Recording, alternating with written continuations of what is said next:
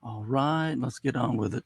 Hey, folks, it's David back again with another video. This time coming at you from the semi tractor trailer. I'm parked in West Point, Mississippi, and I'm just kind of stuck here for the night.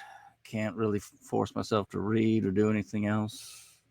Not a strong internet signal, but I'm able to do this at least.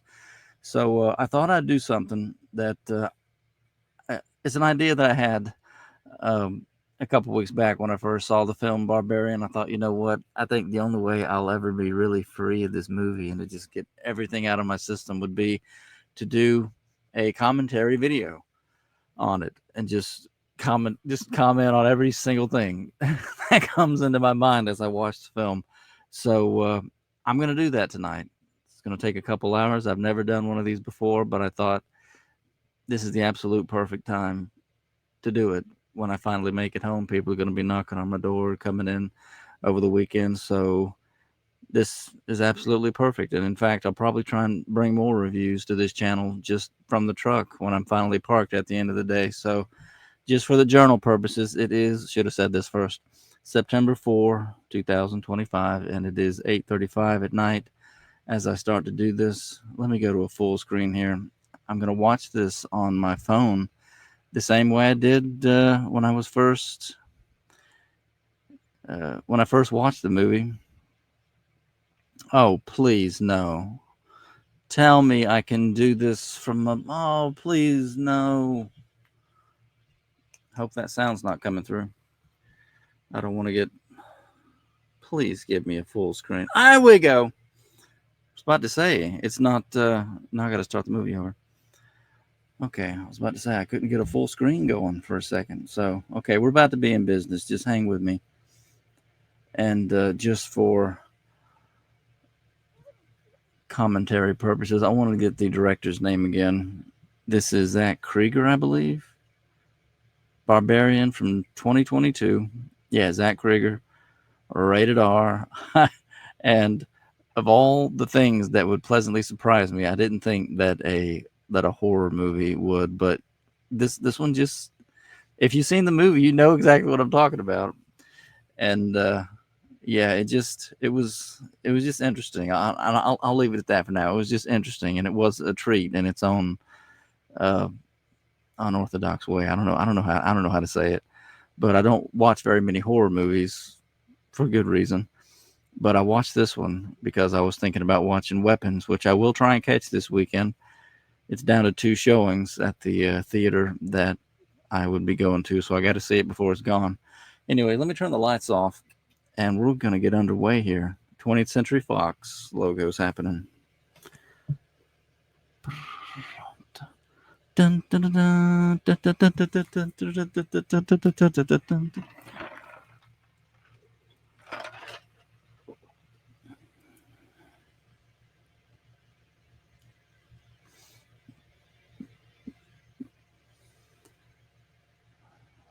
Okay.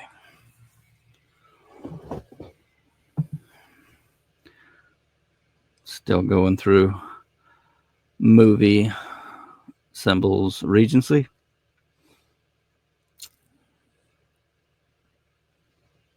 Almost never films. Here we go. And it's raining. So great. So great to start this movie.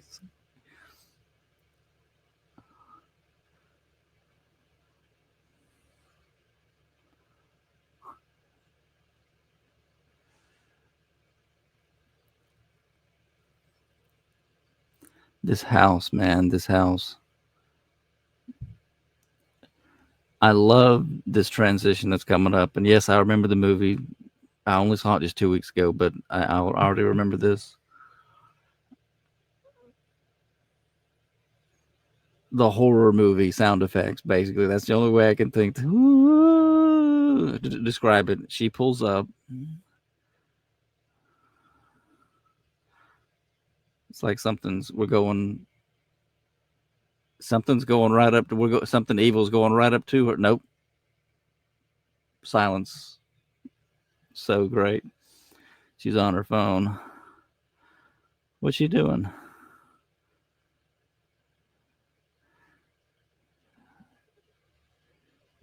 She must be at the right house, the right address. It's not storming really bad, but yeah, it's raining. 8831. And when she pulls up to this house, I couldn't help but think, is it cold out too? You know, just because after a long drive, I know as a trucker, you want to be done. I'm already in my house at the end of a long drive here, living in this truck, but she wants to get in that house because that's what she's rented.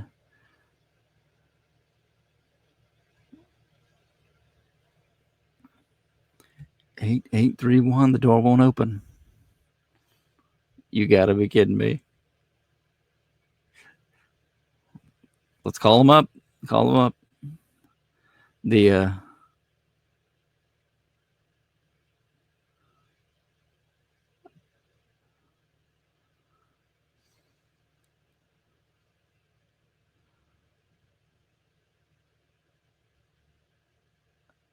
Barbary. I didn't catch that at first. That's just me being slow on the uptake. The street is Barbary. Call them up. Call them up.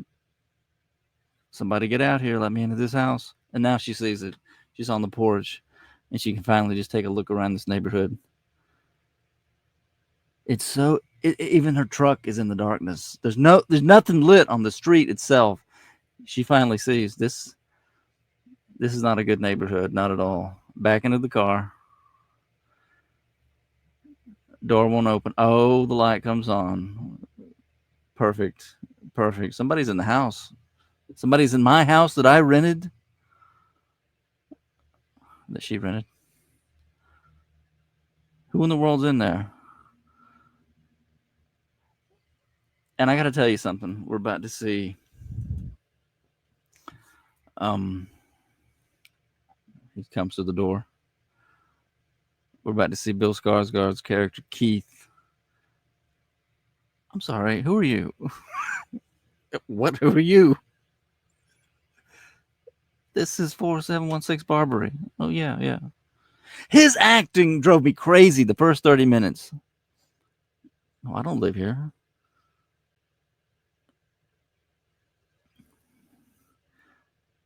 No, I'm renting this place. Me. I booked it on Airbnb. Well, I booked it through such and such. Are you sure you have the right place? That would tick me off. Like, of course I know.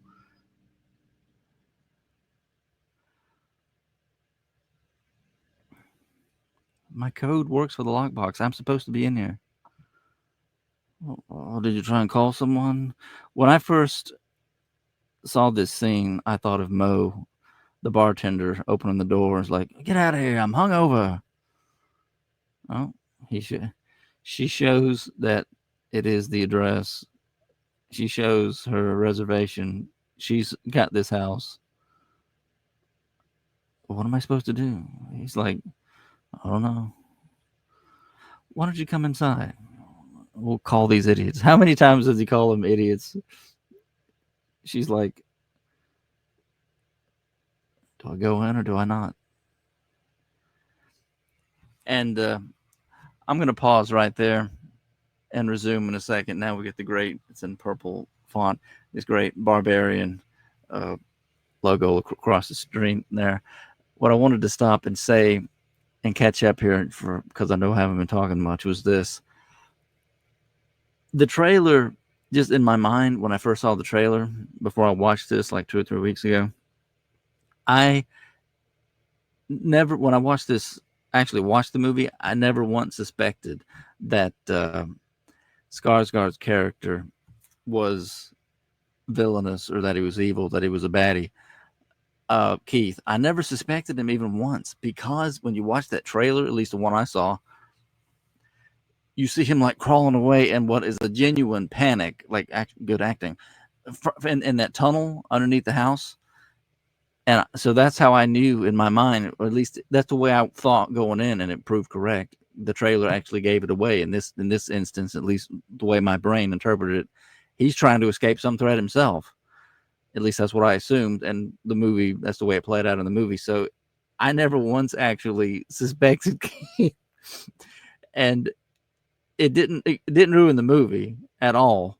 As I was trying to figure out what going into it when we finally get down there and find out what is this sinister menace in the bowels of the house and all that.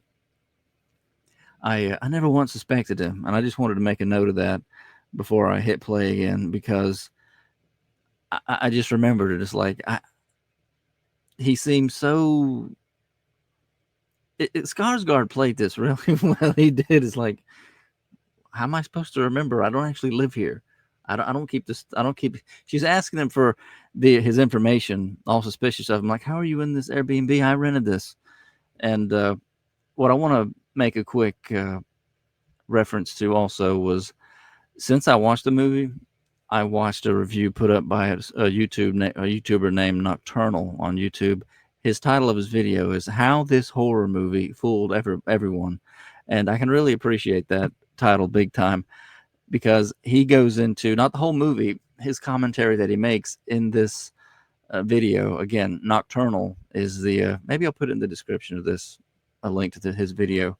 He really goes into it as far as the first half hour, just the time that Tess and Keith spend with one another in the house, how she gradually overcomes her suspicions of him, and how he gets to know her, and how there's like almost a budding friendship by the time the morning comes and they split to do their separate thing.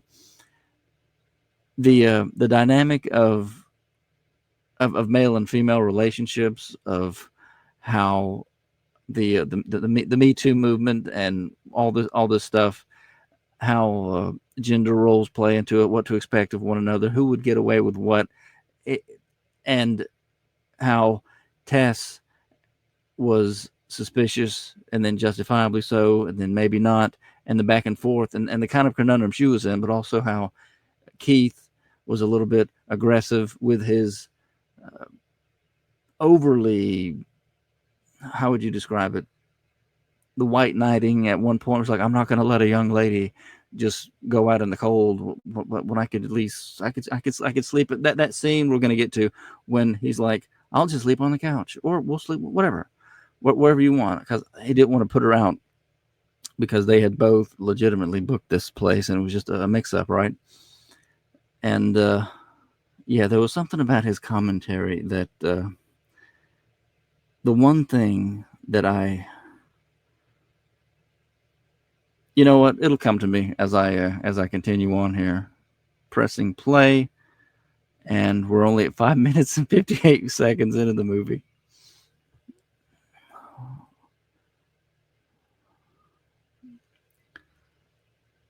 He commented on this.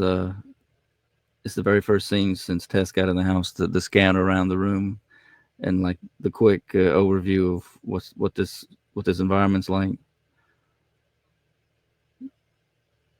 Got to use the restroom. Oh, it's down the hall to your left. I'll be right back.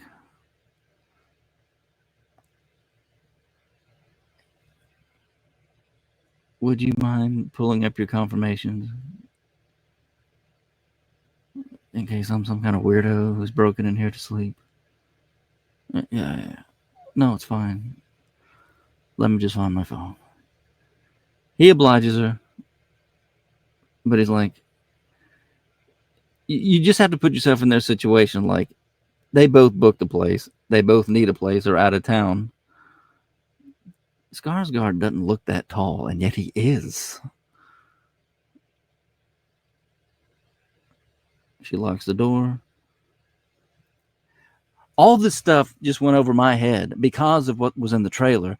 The way Skarsgård just went back, you think he's going to go do something, but as soon as she's out, you see him all sinister looking in the hall again. My brain just filtered that right out because of what I saw in the trailer. And the trailer didn't ruin it. I'm just saying, when you see him scrambling, I'm like, he is a victim.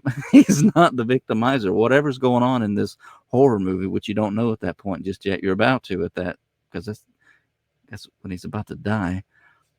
Okay, she's out of the bathroom. Even that jump scare, just then. I didn't know you were back yet, huh? Even that, it didn't get me when I first watched it. She sees, oh great, oh great, you are legit. You do have a reservation, and I just saw it. 3057.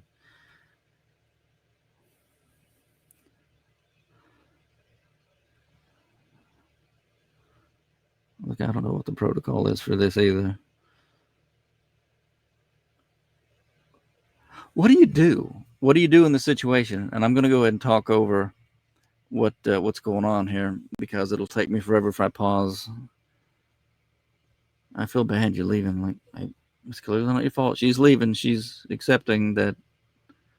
He's like, what are you going to do? You're just going to go drive around looking for a.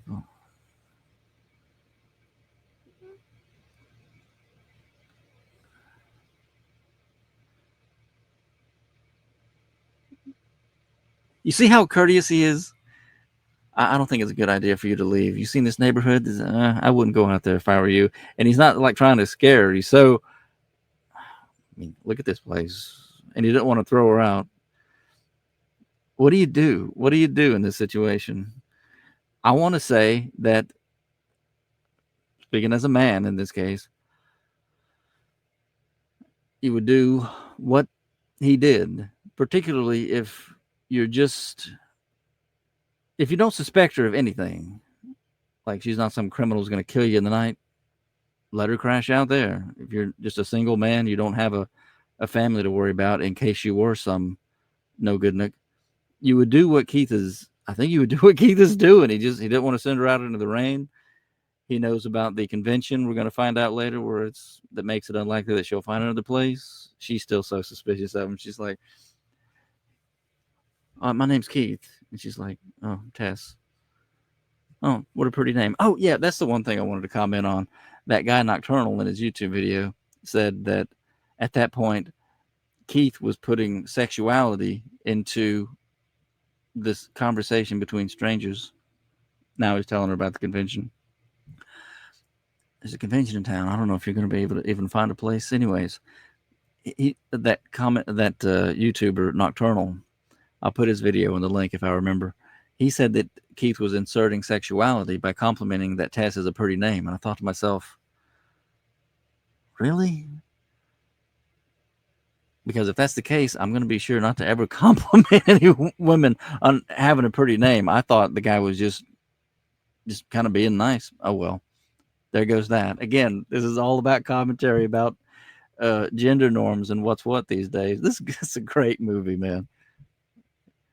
It's a huge medical thing. I don't think you're going to be able to find a room tonight.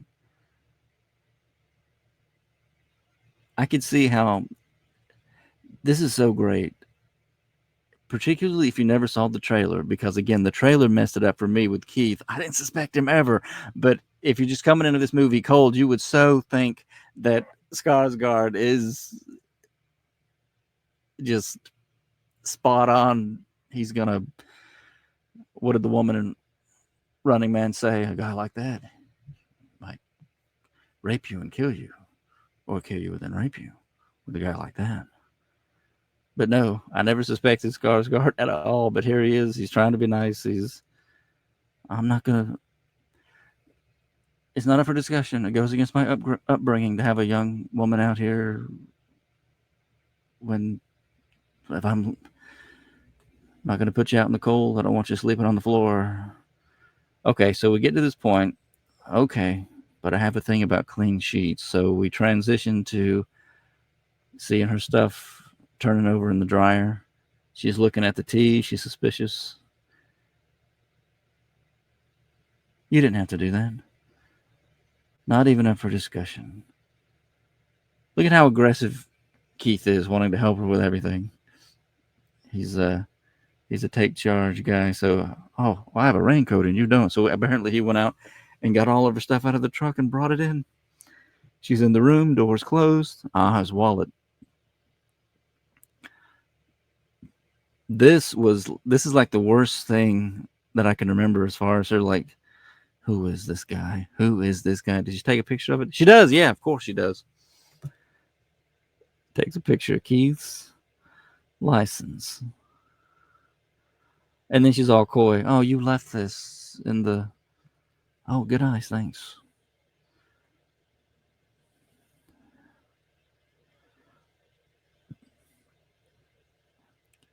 Get to see Tess in the bathroom again. First she was on the toilet, now she's washing her face.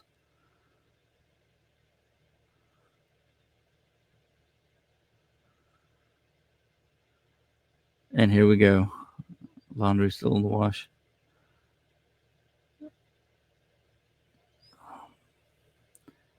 Oh, well, I'm wide awake, so thought I'd have some of this here wine, but I didn't want to open it before you got out of the shower because I noticed you didn't drink your tea that I was so polite as to make for you, I mean, you don't know me, so it's a really weird situation and makes total sense but I thought that you might want some of this, but I didn't want to open it while you weren't here because I'm sorry, I'm rambling. So good. It's so good. I thought you wouldn't want this unless you saw me open it. I'm good, she says. But you can go ahead there, Keith. Take the ribbon off.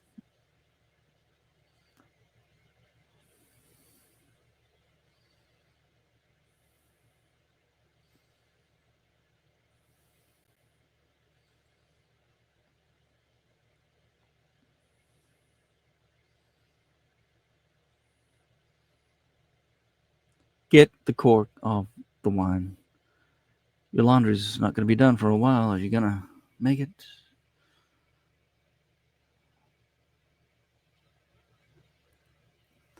This whole thing, this is just so well done. They go up close, further away. He's pouring. She's kind of loosening up. This guy's not a psycho killer. She has no reason so far to think that he's any kind of bad guy. Why are you in town? Job interview. What's the job about, if you don't mind my asking? This is so great. He knows the filmmaker she works for, the documentary that Tess is going to be working on. Catherine James. No, he doesn't know her, but he knows the work, the jazz documentary. What? Oh, I saw that. You saw Blue Easy. Skarsgård, really? Now she's really in disbelief. Oh yeah, there's a scene in it with kids playing Coldplay on the roof. I can't believe you saw that. Oh yeah, it was awesome. What's her new film? Oh, but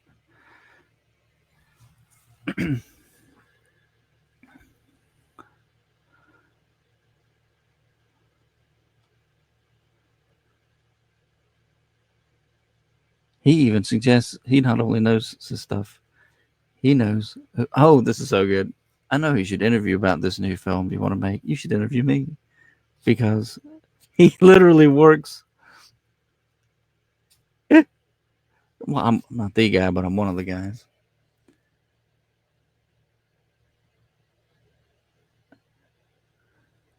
It's too good. It's too good.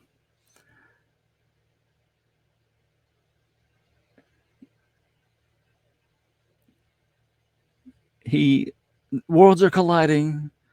George Costanza is somewhere saying worlds are colliding. The laundry is done, and they're still talking. They just had a transition there. That's how you know they're really advanced in their conversation. They're actually friendly and getting to know one another now.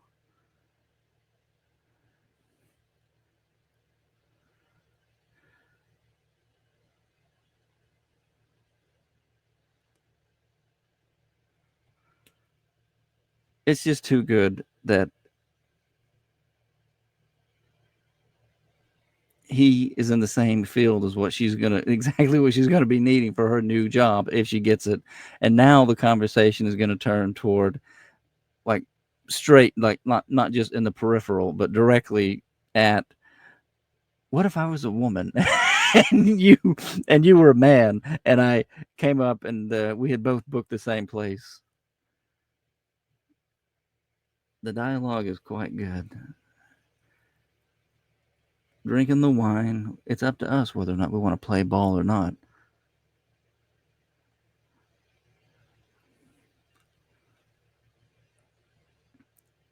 Now we're talking about romantic relationships. Guys will just walk all over you. Keith takes issue. Because you're a guy, you take issue, Keith.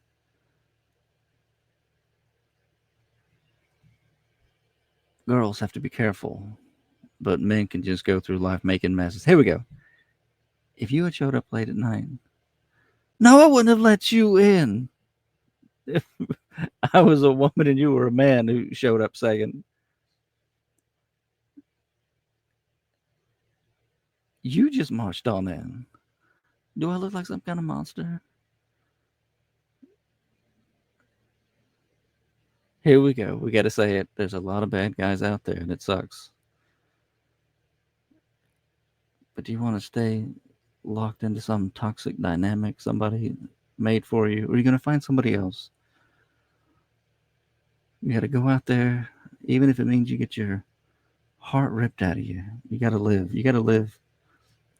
Girls can rip too. I love this line. The one commentator, Nocturnal, he said that's definitely an allusion toward the end of the movie with the mother ripping the homeless man's arm off. Then the movie goes into this. That should have scared me right there. Keith has this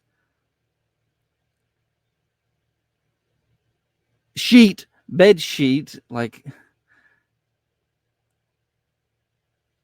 this is scary when you think about it. If you watch this imagery of him with a bed sheet on, like a ghoul, like a ghost or something, this is really your technique, Keith, of how you prepare a bedding. This is scary. This is genuinely scary. And any time in any other horror movie, they would have had some jump scare happening. Something would have really kicked off. But no, then again, they're both kind of boozed up now from the wine, both characters. Okay, it's all done. Well, the bed's made. You are officially situated. I think that about does it. Yeah, kids, you know you kind of like each other, but it is time to go into separate rooms. Shaky cam, but I gotta forgive him. Keep the camera still. Yep, yep. Time to go to bed. Oh, I'm so sorry. Don't be.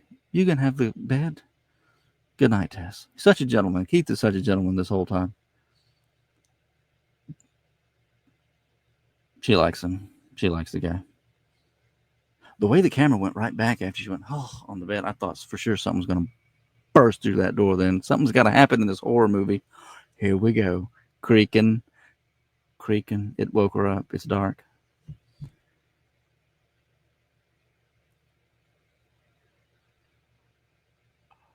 I kid you not. I just got to chill up my spine. That's part of the stinking movie. That sounded like something that when it woke her up, can I speak?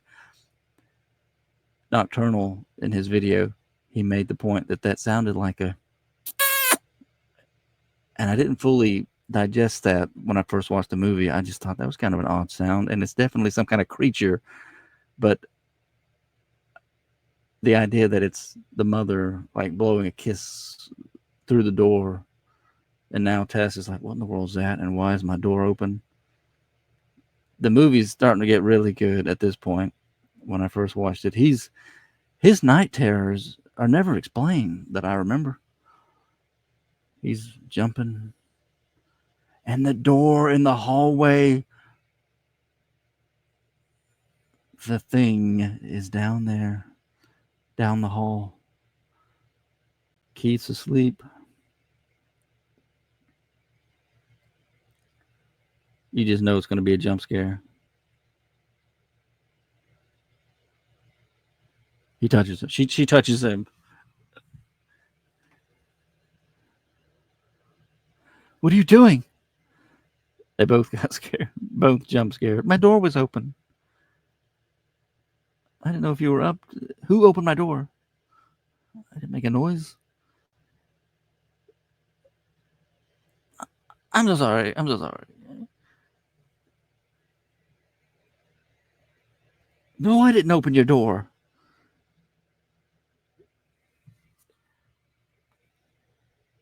They're both so out of it at that point.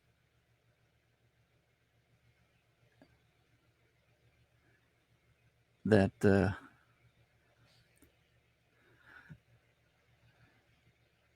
if some person, even if it were someone you were sort of friendly with, like maybe some nice person, if they woke you out of a night terror, you would be agitated too. Now it's the next morning. You overslept, Tess. Profanity is not right. Keith is gone. Keith is gone, Tess. He's already out doing his business. He left a note. What does it say? Hey, I had fun, but please leave the key in the box. Had a great night last night. What a nice guy. Keith is a nice guy. Tess is leaving, locking the key in the box. Here we go. It's daylight now. She's finally going to take a real good look at this place in the full light of day. This whole street is dead.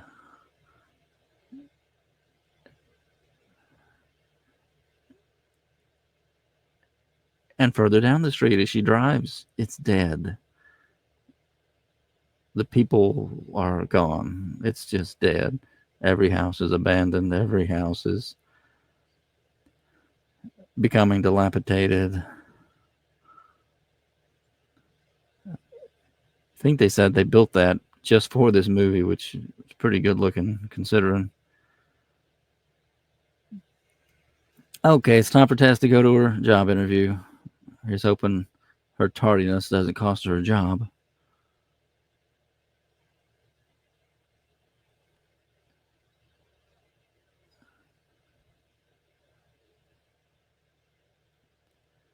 Meeting up with somebody. She still has the picture of the license. She took a picture of his license. She likes the guy. She's smiling at the picture of the license she took and smiling. She likes the guy. Oh, you're here. So the other person was late too.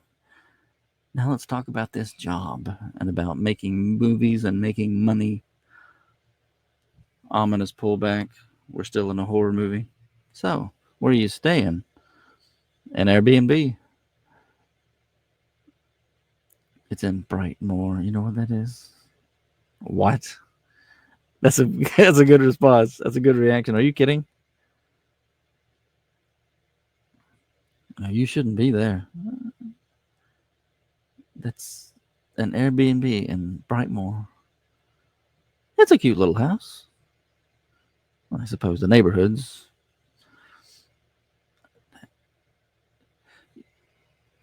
I tried to find another place, but there's a convention in town, and I've got a roommate, so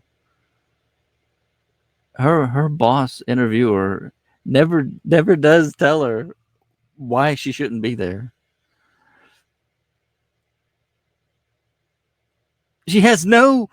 Oh, I'm tough. It'll be all right. She has no inclination of why maybe she shouldn't be there. It's just kind of run down is all. And then they part. See, we'll talk more about our ventures. She's going back into the rundown hellscape of a neighborhood.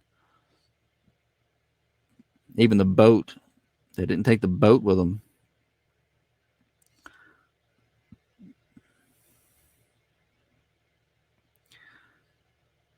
I'll tell you what, if this were me, going back to this one little nicely kept up little house amidst this deserted and falling down, I'll say it again, hellscape of a neighborhood, I don't know if I would go back into the house. I just don't know if I would or not.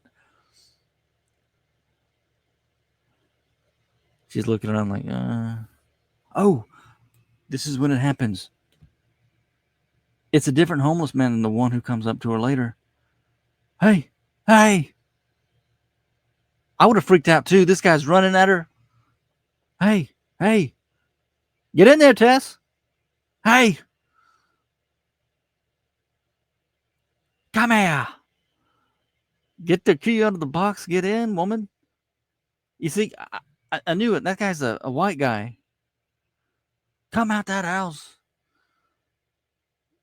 Yeah, that's why you shouldn't be there, Tess. I wish the woman had actually said something like that. Call 911. I just had a homeless man try and come in and grape me. Can you please just send someone? We don't have any available units at the moment, ma'am. Calm down. As I said, we don't have any available units. What a nightmare. That in itself is a horror movie. Little girl, come out of that house. Yeah, you have every right to be freaked out now. The place is deserted except for a disheveled homeless fellow who just tried to get into the house you're renting. Okay, now she's looking for, oh, toilet tissue. Don't you hate that when there's no toilet tissue? This is the worst Airbnb ever. This shot of the hall is it's going to be like iconic. It's going to stick with you if you watch this movie forever. You'll never forget the hallway in the movie Barbarian. Oh, look, there's a whole mountain of toilet tissue on the washer down in the basement. She goes down.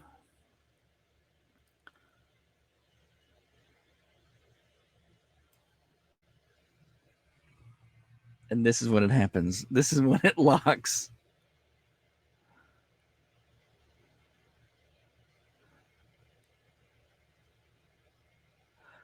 She's stuck. What do you do if something like that happens? Remember where your phone is, right? Then zzz.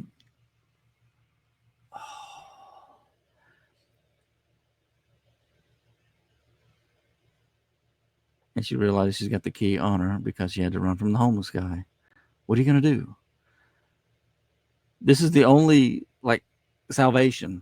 There is the window from the basement at ground level. So I tell you what, if it hadn't been for that, this is like a pivotal. This is like a pivotal plot device in the movie. This window that you can crawl out of in an emergency situation. So she's looking for this, looking for that. Then this is where okay, she finds the hidden passage, a rope that pulls the door to the hidden passages open. What is this? This put it in the comments, folks. Would you keep pulling that if you were a complete stranger to this environment? And what in the world could be? What could this be? It's a hidden passage, a tunnel into darkness underneath this house.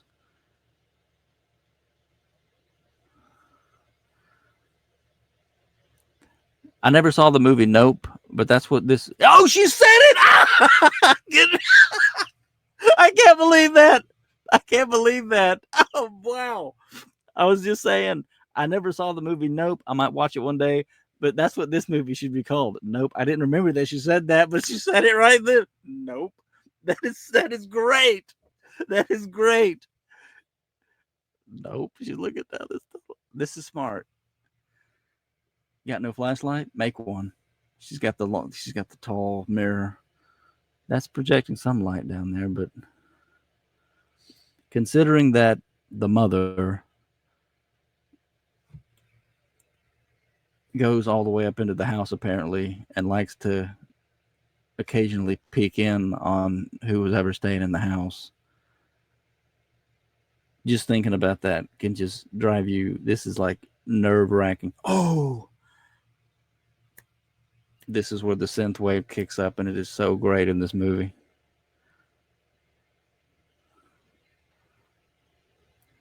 She's gone into the darkness. This music is so great. What is it? There's something. I know I've seen the movie already 1.5 times because basically I went back and watched my favorite bits after the first time. Oh, it's a doorknob that's shining. So she. Oh yeah, here's when it happens. There's no way you would go down this hallway. There's just no way. Oh, it was dark at first because later on when what's his face is like, it seems like the light was on before she just turned the light on. Camera, bed, bucket.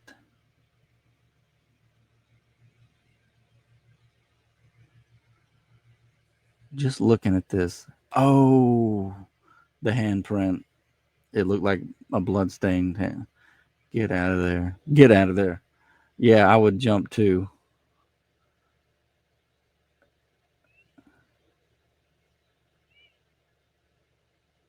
She's got to get out of here. Got to get out of here. Keith is back. He doesn't have any idea what's up. But a lot of people are still suspecting Keith at this point. Here's the key right here. Get me out of here.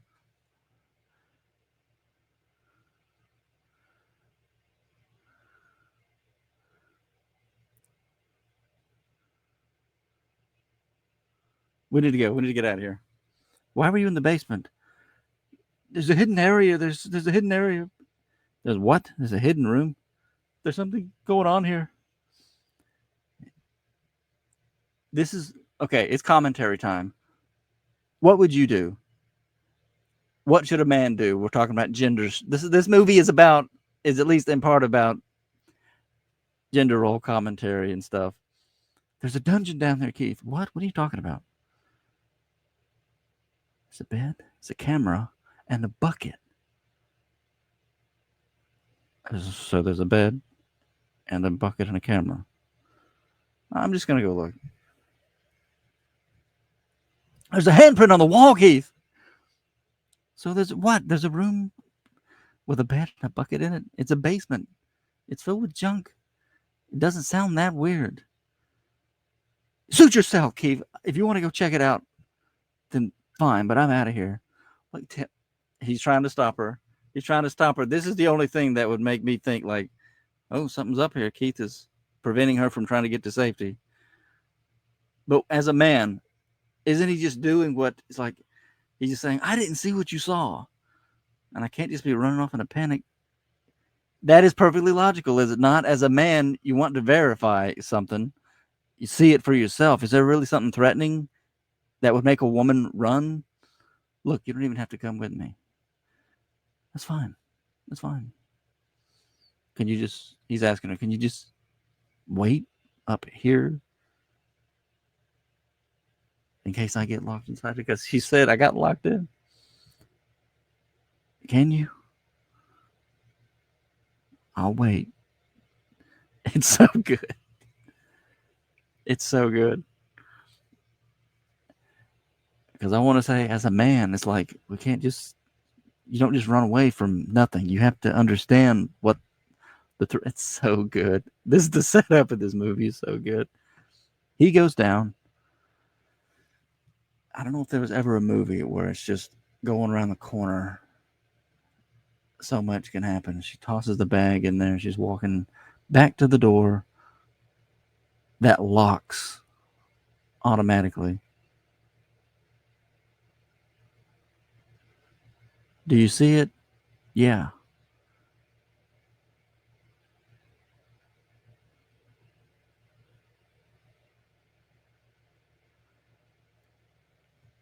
And then she goes down when she can't hear him.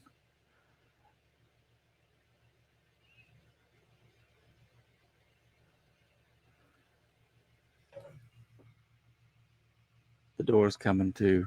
She knows it's coming to. She's not going to let it happen. Forget that noise. Prop the door open with a chair. And that gave her like a little bit of confidence. Like, this door's not shutting. But what about Keith? What happened to you, Keith? Come out of here.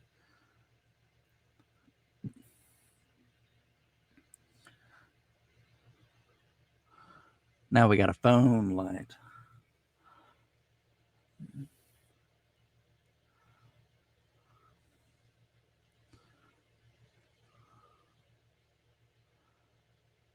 She's walking back to the dungeon room with the camera, the bed, the bucket, and a handprint on the wall.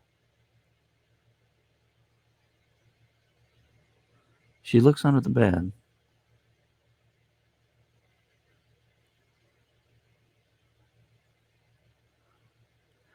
Where in the world?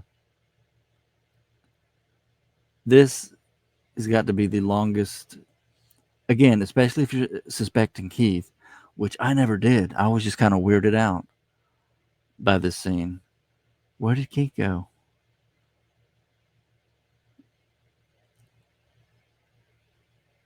Oh, I keep forgetting about how this place was set up. There's another door right there that goes on down further.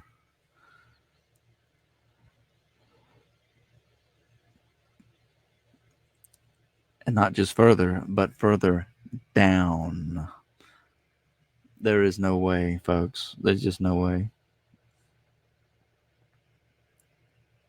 Keith! It's so good. She's so good.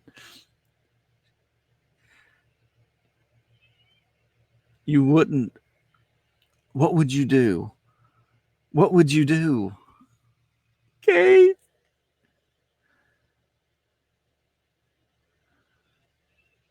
Come up here, Keith. What would you do? Would you go down there?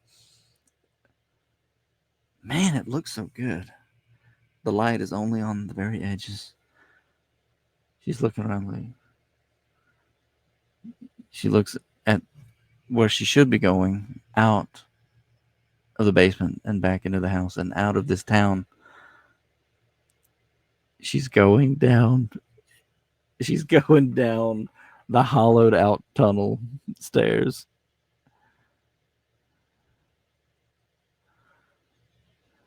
Wow.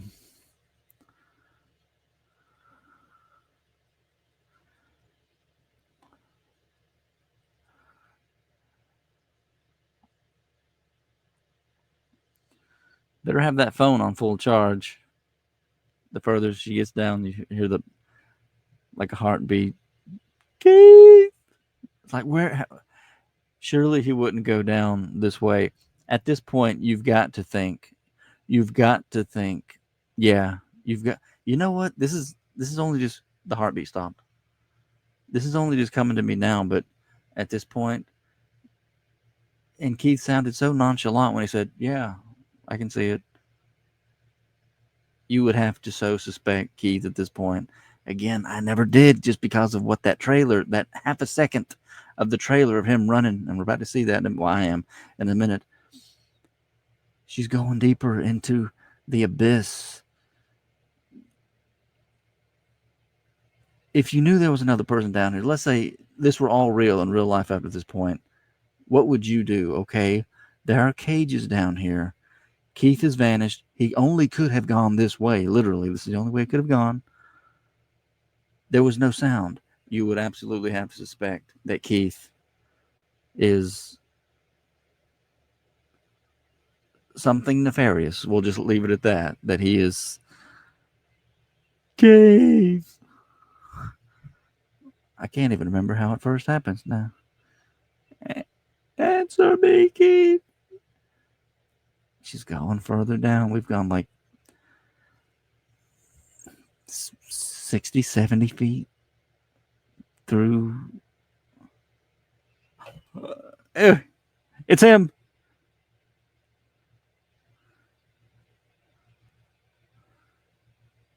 He's freaking out. He's freaking out. Somebody else is down here.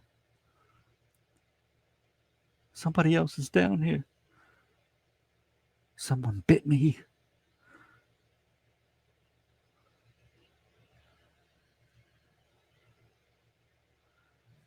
That's the way out. She knows it's the way out. We have to come this way. We have to come this way. He's shouting. It's behind her. It's exactly where. Brutal. Awful. Keith is gone. He was so freaked out. Oh, man. After all that, for the movie to do what it's doing right now, I don't know what this stinking song is, but I got to look it up. We're about to see Jason Long, crazy person. I got to Google this song and go listen to it because I'm always going to think of him singing it from now on. He's driving down the California coast. It's because he was so freaked out that he wanted to go back that way, but the creature was that way. Tess was still of herself enough. She knew which way to go, but him shouting like that is another thing that a commentator said. It upsets her. Keith didn't deserve his fate. He really didn't. When I was a young man, I believe that. Oh, man. I.e., school. But when I got a little older, I learned I had to kill him myself. Yeah, what a great song. What a great song. Hey, AJ, it's time for you to get accused of SA. Hi, AJ. They're all so phony as they have to answer the phone the same way every time. So this is a bit of an awkward conversation, but there's been a troubling development, AJ. Okay, what? Apparently, Megan Maddox has made a very serious allegation against you. Really? What'd she say? She's claimed that you were sexually aggressive toward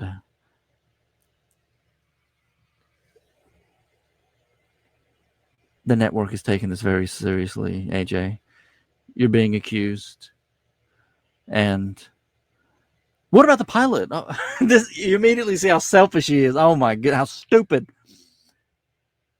They're going to conduct an investigation, AJ. She doesn't want to be part of the project if you're going to be part of it.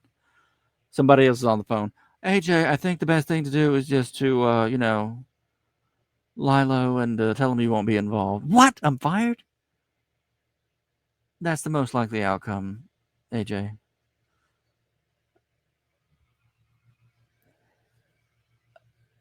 Let me pause it.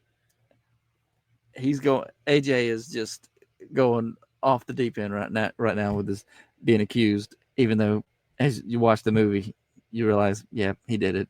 I wanted so much to, in the era of also false allegations, I wanted to give him, even though he's obviously a butthead, just the benefit of the doubt, except that because he's guilty, he removes that doubt from your mind because of what a scumbag he is. But just the fact that this conversation, the writing is terrific on this movie. It is. The conversation, you know how phony these executive people he's talking to are, and how they got to play him and they got to cover themselves, and all he cares about is what about the pilot? What about his future? What about his money? Play. We just don't think it's. Oh yeah, we don't think. That's what I wanted to comment on. And she just continued it. You know, they're in real life, especially. You would know, and in the movie, you can surmise because they're commenting on real situations. They really are. They're recording him as they're talking to you. What does that mean, Melissa? Aren't we friends? He almost wanted to say, "Aren't we friends?" What is this? This can't be real, man. You saying I'm out? He can't believe it. I was supposed to be attached to this. She came after me. I was first on this project. What other? What other? This isn't all I'm being accused of. I don't think we should tell him about the other thing. Wait, what other things? AJ, there's going to be a story in the news tomorrow. What about me? What? The allegations are very serious, AJ. What? What is she saying? I did. Was she saying I raped her or something? AJ, why don't you just calm down? This is so good. Yes, she's saying that you raped her. This is so good. Jason Long is so good. He's in La La Land zombie. It's like, he might as well have seen Godzilla walk out in front of him at that moment. It's like, I got to call you back. Let's park on the beach. His face is so great. Wow.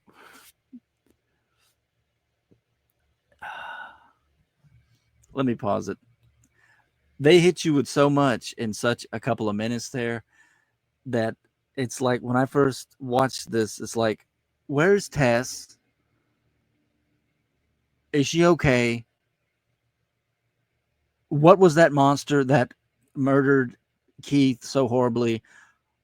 It completely changes over to this junk, and you just got to deal with it as you watch this yuppie, this guy who's being accused, and he's slimy and hilarious as all get out. But it's like, what? What is this? What kind of movie am I watching? I love it. Oh, he's talking with his money guy. Well, what do you anticipate your legal expenses to be? So basically, the dialogue is so good. They give you so much information, and you know it's so.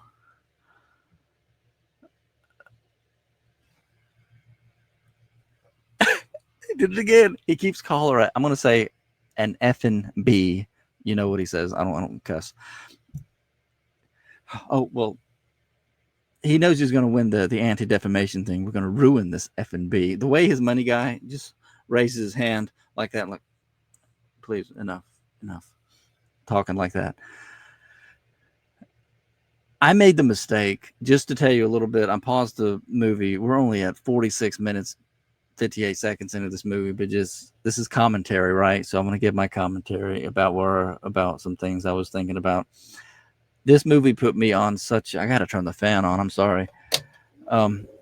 Put me onto such a neat little love of movies is all I can think to say it in the, I mean, I already love movies, but I don't watch nearly enough of them, I guess. But then again, I think this is just some quality product that was delivered to us with Barbarian. I made the mistake of trying to tell a relative of mine, a family member, about this movie and how entertained and into it that I got. And it was a female relative, and I was telling her about this part of the movie and how everybody's cutting AJ off at this part of the movie because he's about to say to his guy, like, after his guy says, look, I'm going to cover you through the end of the month, and you should have this much coming in from your properties, and you might have to sell a property and flip something, but the way you live with your expenses, you can only do this for 2 or 3 more months before you have to make serious cuts. Like,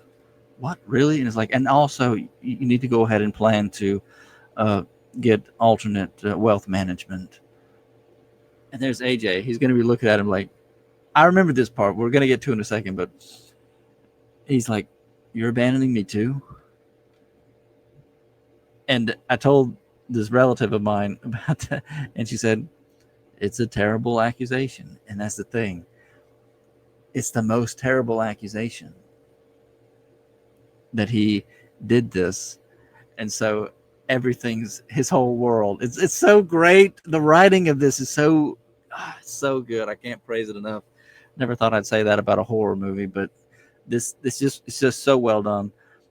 The actors, like, please, there's no need to denigrate this person, and he's not even saying that AJ did it, but at the same time he's saying that they're all saying that AJ did it, and so they got to cut AJ off. Play.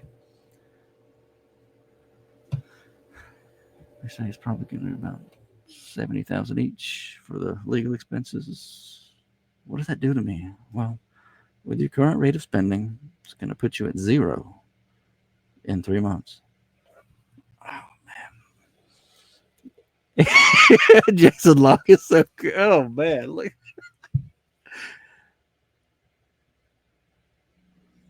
What are you saying? I gotta sell my house?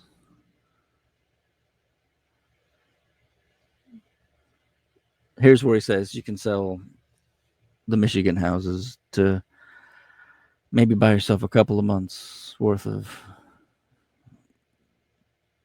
time. And listen, AJ, I got to tell you, at the end of this week, I'm going to give you your files back. Cool. What's that mean? I'm going to suggest that you find alternate wealth management. This is the classic expression that where Jason Long is getting. You're dropping me too. Yeah, I'm dropping you, AJ. I can't be affiliated with some rapist. That's just not something we can do. It's not good optics, you know. He's on his phone. It's all coming apart, AJ. The story's already in the news. Sexual misconduct allegations. Let's get into our rental car. He's in the garage doing business on the phone. Oh, yeah. You see the article? Oh, yeah. It's insane, man. Instead of sitting on the sidelines watching the stuff spiral, getting in a rental. Oh, this is where he's talking to his lawyer. You hear me? I hear you. I was just saying, if I could have like a conversation with her, Megan, who you absolutely not, under no you can't speak to someone who's. If I just call her, listen to me. There's zero. Oh, that the way he did his head like that. That is so great. All communication goes through us, AJ. You cannot speak to the woman who's accusing you of rape. No good will come of it. Only bad. Wait, rental? What are you talking about? Yeah. Mid Michigan. AJ, you weren't supposed to leave the state. He still doesn't understand the gravity of it, man. But I'm not under arrest. He thinks he still thinks it's all cool. Developments. You think they're gonna arrest me? There's a very distinct possibility, and you hopping off to another state doesn't make you look good, AJ. Well, Robert, unless you plan on taking me. He's trying to be real about it. I got to make some money, Robert, to pay you bloodsuckers. I'm not here on vacation. I'm here to do some liquidating. It's so good. It's so good. The writing, the dialogue is so good. He goes up to this lady with the glasses. May I help you? Yeah, I'm here. Pick up a set of keys. He thinks he's a big shot. I can't help but think the way he said, I'm AJ so and so. She's like, she didn't know who he is. He thinks he's a big shot TV guy. But so and so said you'd be coming here. She gives him the keys. AJ is such a mess, and Justin Long played him so good. This is. I never thought a horror movie would make me smile so much. Maybe I need help or something. I don't know. I gotta have this fan, folks. I hope it doesn't mess up the sound too much.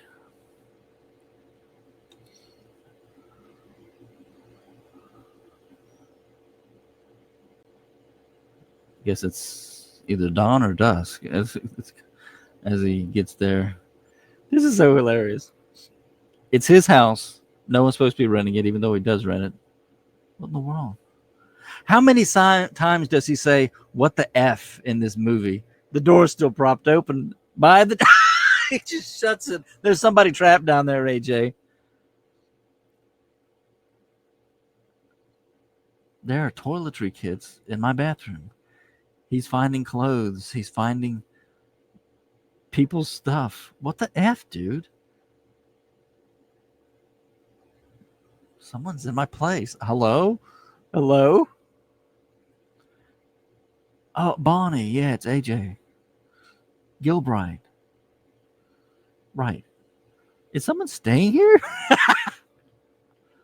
Well, someone's here. There's a suitcase and clothes and junk.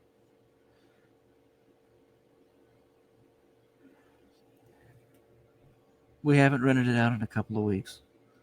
Well, do we know when the last tenants were here? Do I have squatters? That's another thing, because that is a thing. How people run things, and this whole conversation that he has with her, she ends up hanging up the phone on him because he can't carry on a civil conversation with anybody. He's got to try and throw his weight around and say, well, what kind of system is that? Even if, the place isn't trashed. I'm just saying, what kind of system is that? It's idiotic. I don't know how you're so calm. Have a nice day, and have somebody hung up on you. That would tick me off, but at the same time, it's like, you got to stay calm, AJ. You clearly have a situation, but it's like, they don't know what you know. There's clearly people here, but trying to make them understand that, you got to do more than say, what a crummy system. How often do the people come and clean? How would I know if somebody's squatting here or not? Now he's talking to his mom.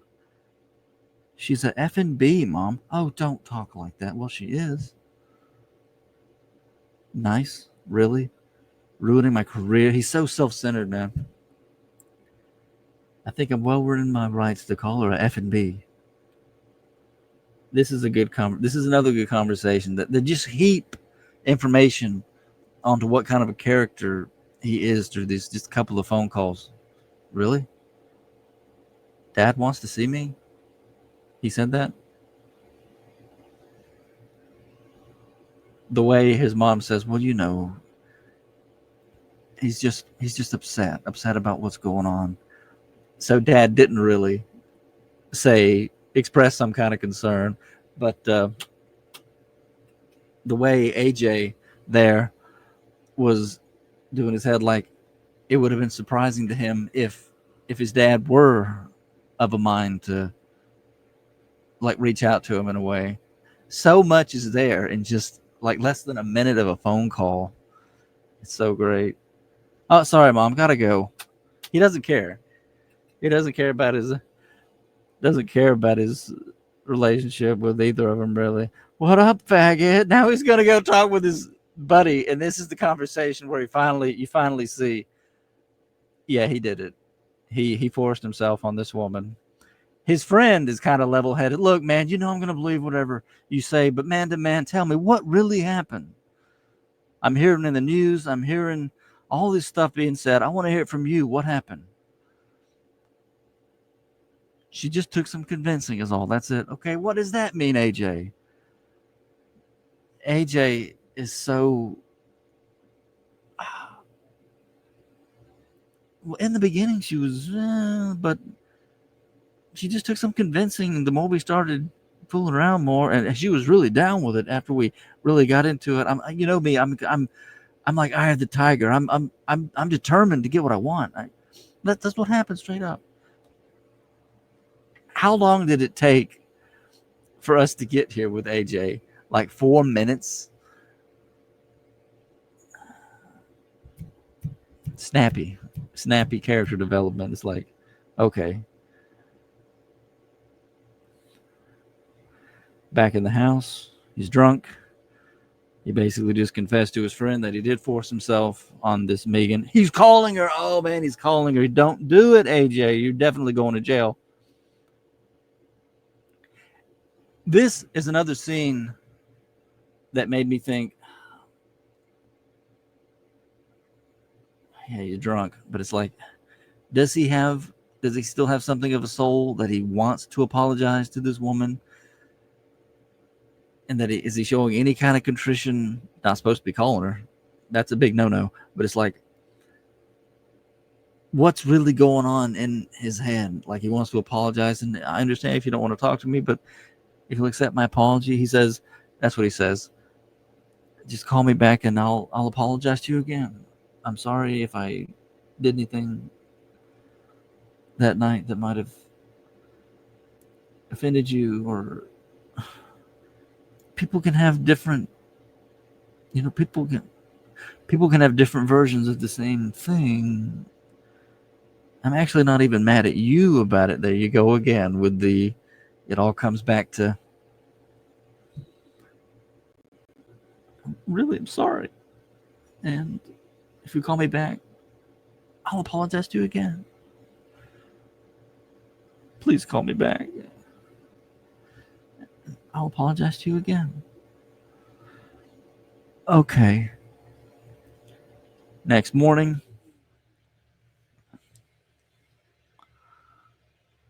son's on his arm. We gotta vomit up the previous night's excesses.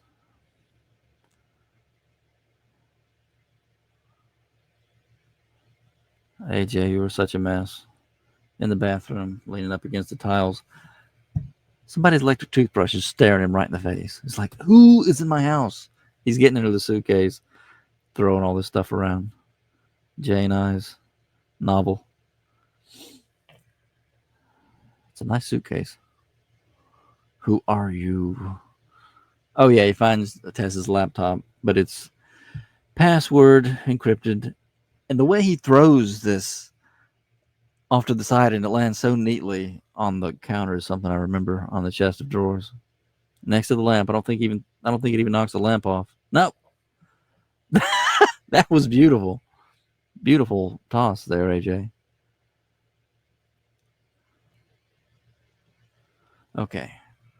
Sitting down at the exact same place as Tess and poor Keith, who's met a horrible demise.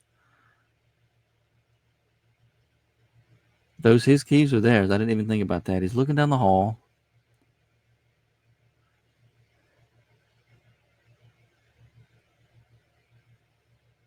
He's looking down the stairs of the basement. Somebody here? Hello?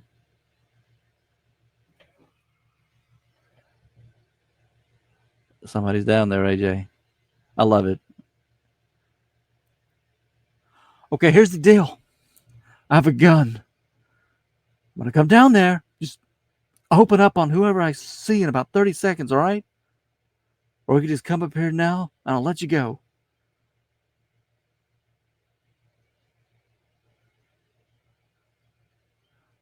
I'm not effing around. Who's down there? It's like, this is my favorite line in the movie. He's like, you want to squat in my house? Hide in my basement? I'm a man. I will F you up. He's so cowardly with the knife in every single scene. He's loose fingers, he's flipping and falling, stumbling and dropping stuff. He's got a knife and a flashlight. He doesn't have a gun. If he did, it would change the whole dynamic of the situation. All right, B, get ready to get effed. Oh my goodness. There's a rapist scared out of his life going down the stairs in this horror movie I'm watching. He has no idea that there is basically a mutant killer in the secret passage that its inbreeding father dug out over the course of 40 years. Who would ever guess that? Not me. Something fell behind him. Whatever the sound was, it came from behind the wall. He can see the outline of something. He sees the rope, just like Tess did. I'm counting that as a what the F. So that's like 50,000 times he says what the F, dude, in this movie.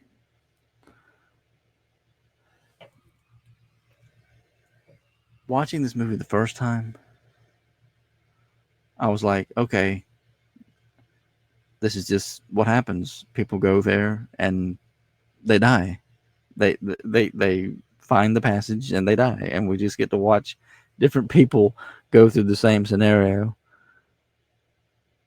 It's different though when you see AJ, because you know AJ is such a colorful character, and how he reacts to things compared to other people. He's just found it's the rape room. Go ahead and call it the rape room. What in the world? It doesn't show him seeing the bed and the bucket and the camera. It instantly cuts to him upstairs Googling. Can you count underground passages in your real estate assessment. Although extra space doesn't usually count. Usually basement can count toward being noted. Unfinished rooms can be listed as the area. Oh yeah. Yeah, but I laughed. I started, this is when I generally, when I first saw the movie in this truck 2 weeks ago, I first started chuckling and laughing at this guy. I'm like, what is this? What is this? And then it starts off with the not scary music, but just kind of clunky, curious music, kind of eerie. Now he's in the rape room. You can see what they discovered. He never reacted horribly to it at all. He's dropping his tape like a klutz. He's getting behind the bed. Oh, gross. He realizes he sat down on the bed because in his mind, a camera with a bed on it, there's something that's just normal about that to him. And watching him with his tape measure, I was chuckling nonstop this whole part of the movie. He just found the extended, oh man, let's get the tape measure. We're going down now. We're going all the way down. He's going to get to list this house for all kind of money for his legal expenses. Now,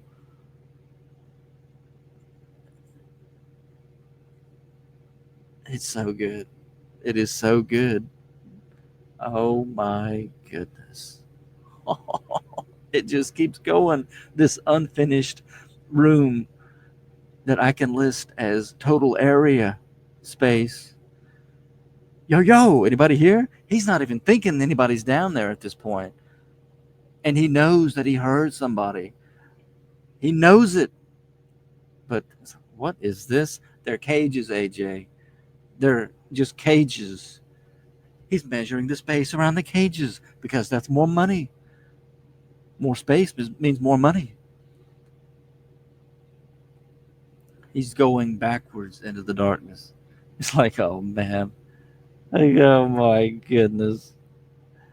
I get to charge all this money. I get to list all this space. Oh, what's that down there? There's a light coming out of that space. Hello?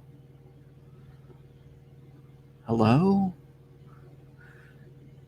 Hello, goodbye.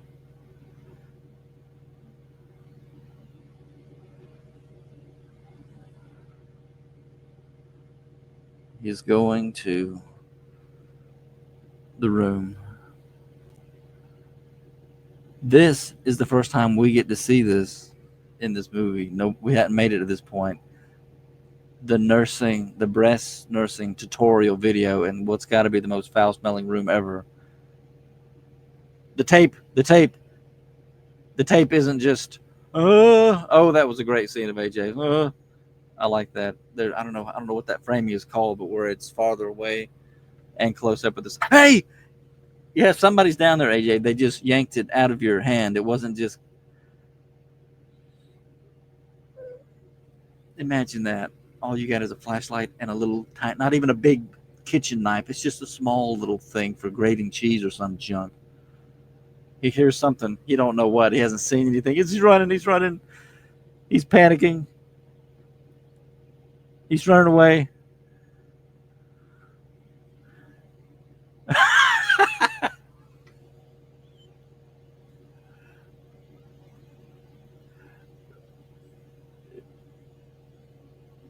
This would be so terrifying to a normal person. AJ is not normal, but it's like what he's confronted with now. What is that? You see the mother coming. Ugh. Oh my goodness. He fell into something that this is the first time we've seen this. He fell downward. When this happens, when you see that the knife inadvertently cut him as he fell, okay, it falls. The grating falls. Okay, there's Tess. Tess is alive. When that first happened, first time I saw that, I was like, I thought it was much more ominous than what it was. I thought if he's bleeding and that's like a vein or something, then he's in serious trouble. But apparently it wasn't that big a deal. It just was a minor cut. So we're back to Tess. Tess is alive. And now, what is this? We see the house, and it's clearly the same house, isn't it? Yeah. But we see a very slender fellow getting into a car, and it took my brain just a second. It's like, this is a flashback scene. But a flashback to what? What in the world is this? So and so says the Reagan administration has inherited the worst economy in 50 years. So we're in the 80s now. He waves. He waves friendly to the neighbor. We only see Frank from behind. And what I love about this sequence with Frank is that he's in every bit of it. Every scene of the flashback has him in it. He's not much for smiles, not much for pleasantries. He's just shopping for baby supplies. Oh, when's the big day? Home birth. The way he says that, home birth. And then she says, bless your hearts. You've got a midwife, right? She should have given you a list of all this stuff. It's just me. When he says, it's just me, I'm thinking at that point, it's like, if people want to insist on a midwife, that's one thing. But if a guy says it's just him, even in the 1980s, it's like, it's not just you. It's not just you. Maybe it's not her place to be the clerk's place to be suspicious of somebody or something. But I'm thinking to myself, it's just you. It's just you. Plastic sheets, diapers, baby formula, gloves. I'd hate to be the clerk who watches the evening news and you see some report about some murderer who has chopped up a bunch of people in the house, and they found all this stuff. Oh, I saw that guy. Yeah, I checked him out at the register. He needed all the sterile equipment and gloves and plastic sheets. Oh, wish I'd been kind of suspicious of him. The nonchalant way that he sits up in that car as he's driving away now, chewing his gum. And again, Frank the Barbarian is played by Richard Brake. Let me pause it. I remember him from Batman Begins, that he was the thug, the low level guy who was the one who actually killed Batman's parents, Wayne and Martha. I think the Waynes, and little Bruce saw it as a kid. And Doom 2004 with The Rock, Dwayne The Rock Johnson. Those are the only two movies that I've ever seen Richard Brake in. I'm sure he's been in all kinds of stuff, but when I saw him in this, I was thinking, he looks taller than what I remember. I don't know why, and so slender. And it's like, this guy. I'm going to click on his IMDb. We're taking a little break from the movie here as I comment this. I'm going to look at his IMDb, see if there's anything else that I've ever seen him in besides just Batman Begins and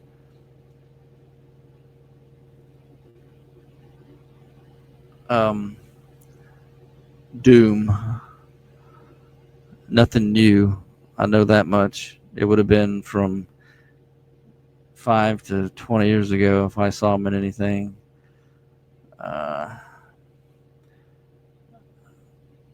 I'm not seeing anything.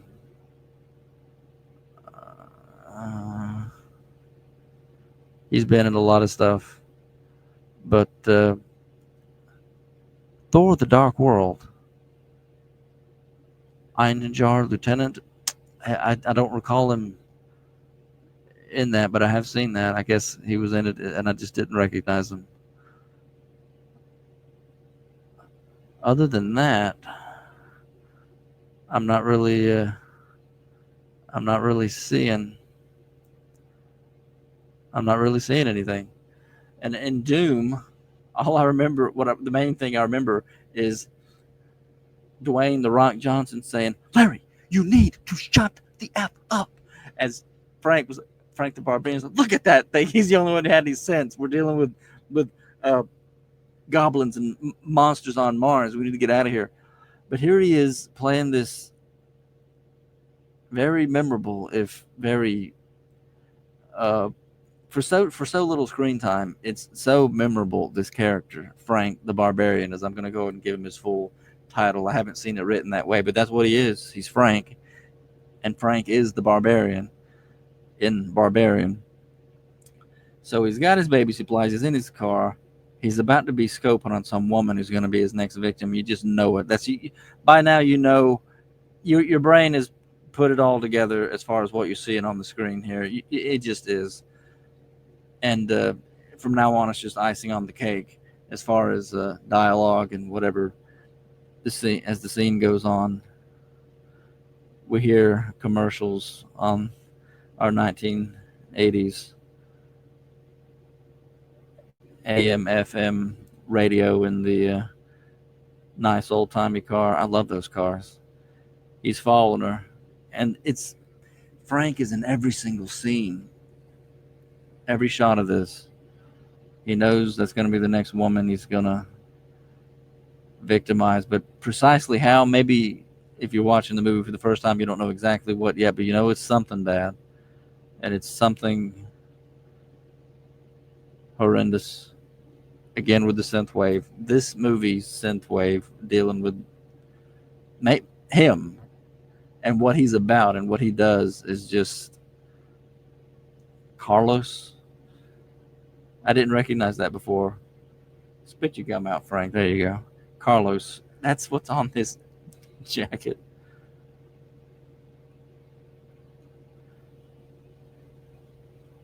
I'm with the electric company or whatever. Want to check out your house. He goes in. All he does is he unlatches the bathroom window so that he'll be able to break into the place later. Turns the spigot off. Thank you for your time, man. Slimy, smooth, suave. Oh, no problem, man. But you do give us a call if you do have any problems. Everything looks like it's in order. Just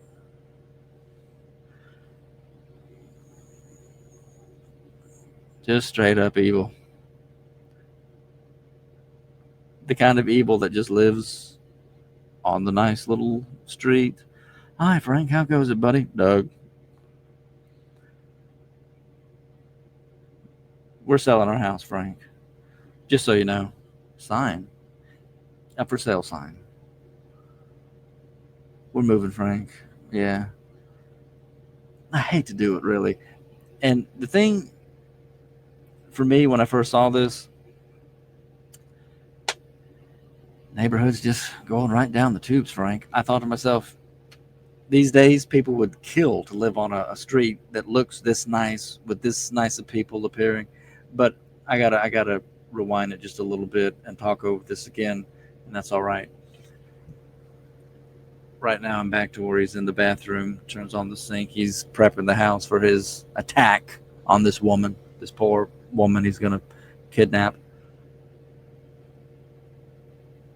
When this brief conversation with him and his neighbor Doug happens, I'm thinking to myself, he's not one for words, but then again, you know what he's about by this point, so you're like, no wonder he's about evil and torture.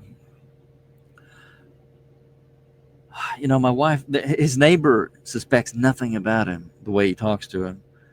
Well, you know, Frank, me and my wife have talked, and she's afraid if we don't try and leave now, then we won't be able to sell our house this time next year. And so, you know, we're heading out, Frank. I hate to do it. For sale sign. We're going to be moving on, Frank. Yeah. I hate to do it. But the wife thinks if we don't do it now, it's like you're going to have one less neighbor that you're used to, Frank. When he asks him, you plan on staying? When Frank says this right here, you plan on staying? I'm not going anywhere. The way he says that when I first saw this movie, there was just something about it. I'm not going anywhere. It just, and then the next scene, he's in it again, going down the hall with all of his sterile supplies and baby whatnot. You hear a woman screaming down there.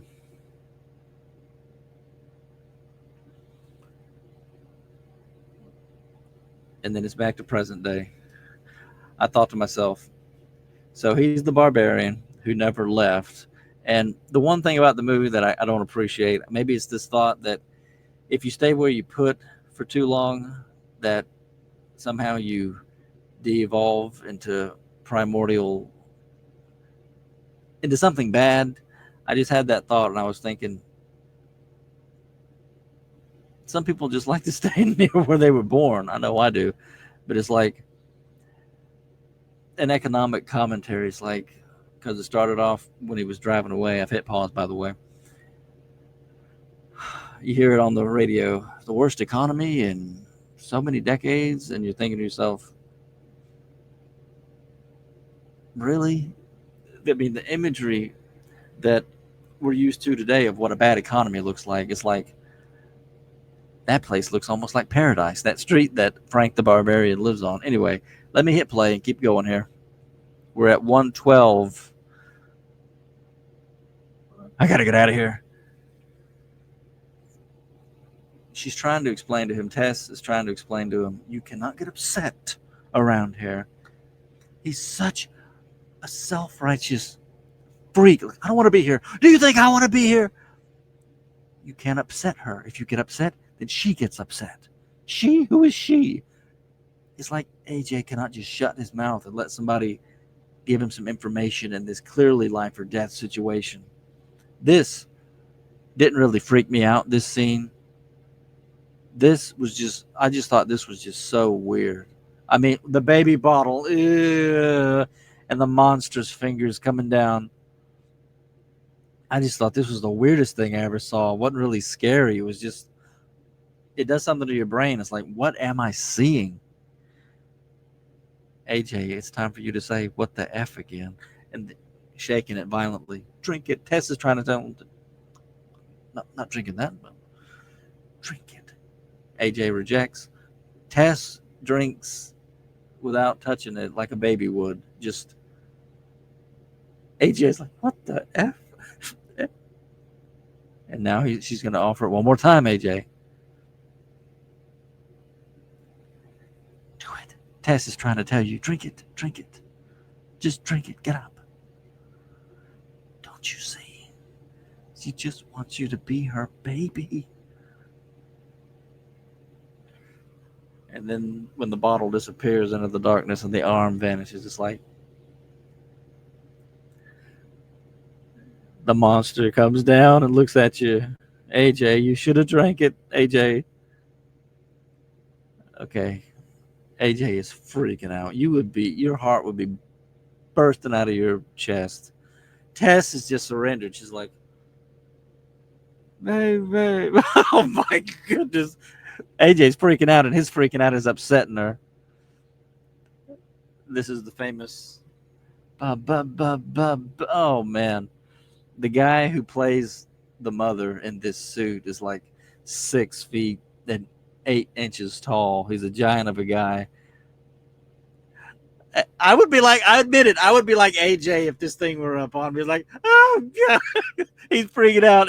I would freak out too at that point with this thing up on me like that. She just sucked him out of the hole. She's so strong. Now it's Tess's chance because the monster didn't shut the grate behind her. This was the worst thing in the movie. Looking back, it's different looking back watching this again because, oh my goodness, I didn't catch that the first time. It just, the mother just did the little thing. I just say, boop. Oh my goodness, that is so horrible. That is so horrible. I was just going to say, looking back on this, I don't feel exactly the same way because I know who AJ is now. And so it's kind of like, yeah, you deserve this you deserve for this monster to breastfeed you, you piece of garbage. AJ is so, this is like a nightmare. The boobs, the mother breastfeeding horror. He's squirming, and the stinking video, the tutorial is still going. I prefer this technique because it provides comfort not only for me, but for the baby. He said, F you. This monster so would have just killed him. If this baby were resisting you that much, Tess. Ooh. I almost can't watch it. Tess has snuck by. She's gonna make a break for it, but then that's what gave her away. She accidentally stepped on stinking AJ's tape measure, and that's how the monster was alerted. So the monster's gonna chase her down. No, no, no, no! You're stuck inside, Tess. AJ, let the door shut. The mother so would have caught up to her. The only way out is to get out of the place, and she's in such a panic this time. She just busts the window out herself. It's full adrenaline time, and then it's such a great scene. The mother reaching through the hole. You're free now. You're free. She has someone else out there. This is where I'm sure a lot of people were lost. Was like, no, you wouldn't go back in there. Nobody acts the way they would actually act in a horror movie. There ain't no help. There ain't no helping him. No, we can't leave him. You listen to me. This is some more commentary time, I think, because the homeless man who helped pull Tess out of the hole, I think maybe I don't know this for sure. I haven't watched the director's own thoughts or anything like that. This is just me saying, maybe he's saying, here's another man who's just thinking about himself. And whereas poor Keith, Keith died because he didn't #believe all women.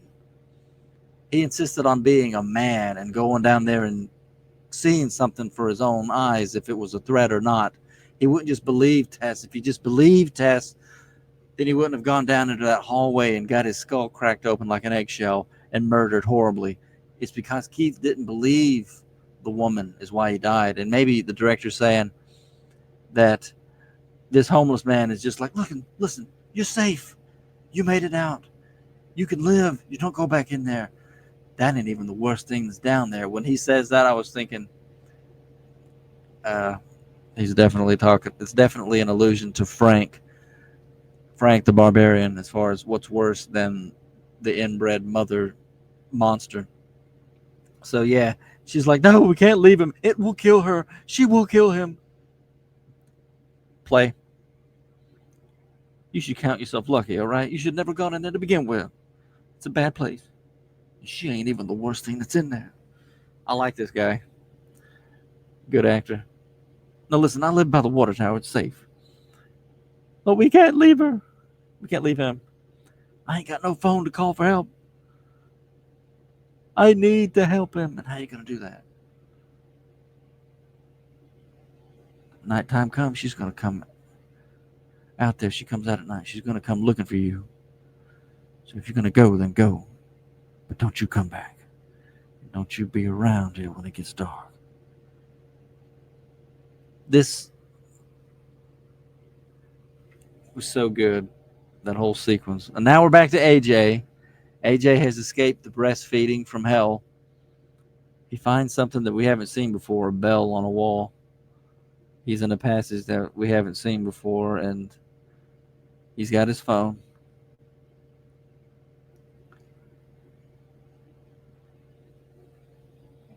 And I'm just going to let it play as I give my thoughts randomly about this whole part of the movie. It's like Tess is the only decent, well, Keith is dead now, so she is the only decent person in this very small cast movie. that actually just scared me a little. I heard the monster. It's chasing AJ. I wanted to take myself out of the movie a little bit as I comment on this because I know all this stuff that's about to happen. AJ is running. He's going to get to a door we haven't seen. And for whatever reason, we don't understand it yet if we're watching it the first time, but the mother monster, doesn't want to go near that door. And the reason is because of she's afraid of it. She's afraid of what's inside the door. She's afraid of Frank the Barbarian, who abused her so much and was directly responsible for making her what she is. I can't see with the light on me. I can't see it, but when I watch this movie, I know for the first time I know that you could see the monster in the darkness as she kind of slinks away.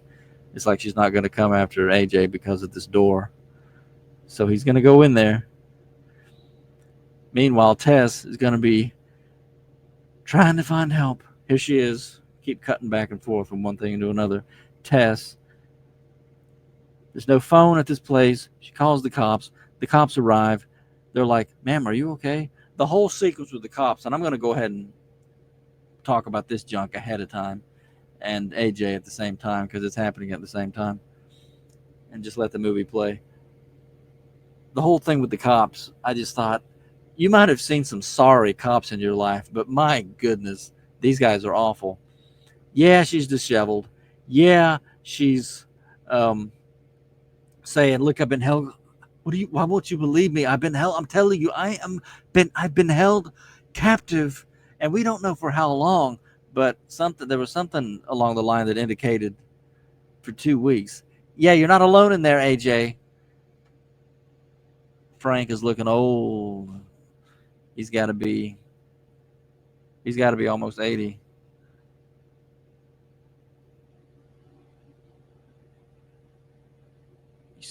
Scared me to death, man. AJ's coming over to him. It's like, are you okay? He has no idea what a monster this man is. He's just, for all he knows, he's just some weirdo, maybe a homeless man who has no money and he's lived this way for years. He lives, ma'am, step away from the car. Are you the one that called us? These horrible cops, these two men, they won't believe this woman. # believe all women. This 72 go. They're not even going to listen to her. Copy that. Give me 10.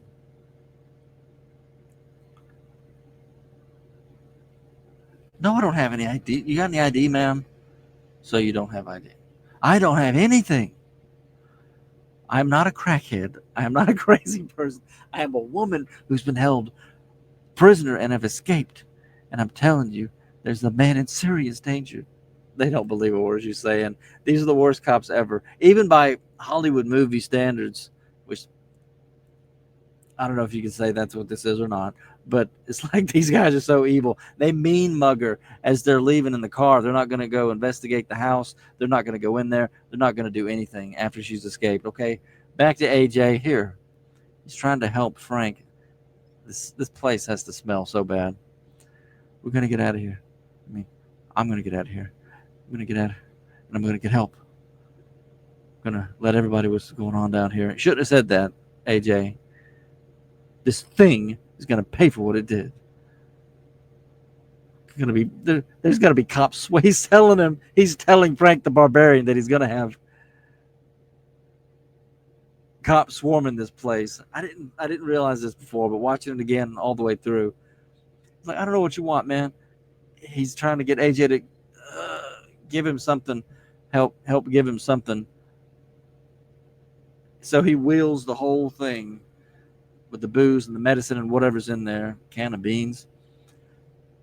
The second that Frank reaches in for whatever he's trying to get that he couldn't make AJ understand what it was, the second he reached into the drawer, he's going for a gun. And it's like, it's so evil. It's so horrible. He's going to kill him so that there won't be cops swarming his place and finding out what the monster did, because he knows that he is the real monster. And now we're back to Tess trying to get the cops to understand what's happened to her. They don't believe her. She's got no ID. She looks disheveled. She looks like a crackhead, crack whore, crack whatever. And they're just out of it. We got other things to do. We got other calls we got to respond to, man. We're out of here. I'm tired of your lip, lady. You're lucky we don't haul you in. Get away from there. Get down off of there. Don't beat on that door. This is a crime scene. She's killed a man already. Ma'am, there's no one in this building. And the only crime I've seen is you breaking this window. This movie might take the cake for this. Hey, called them mother effers. Hey, I've had enough of your lip, woman. You're lucky we don't haul you down to jail. To sleep this off. Sleep what off? I'm not a crack addict. I'm not drunk. They're leaving. They're just leaving. The one cop, the white cop especially, like me, most like, you crackhead, you wasting our precious time. She went for help, and there was no help, even after she brought the help. Okay, we're down to AJ here. Stephanie, Hitchhiker, Ruth L., Jancy, Kelly, Puker, Tanya, Gas Station Redhead. These are all VHS tapes. AJ has discovered the VHS collection from Hades, from the rape room that Frank collected over who knows how many years. Created. Man, almost got scared again. Tess breaking in. It's so still and quiet, and a nice house. It's a nice little house. She's breaking in. She's gonna get down there. She's gonna bust. She doesn't know it's AJ. She don't know his name. AJ can't take it. Looking at the rape videos, he turns it off. Looking back over at Frank.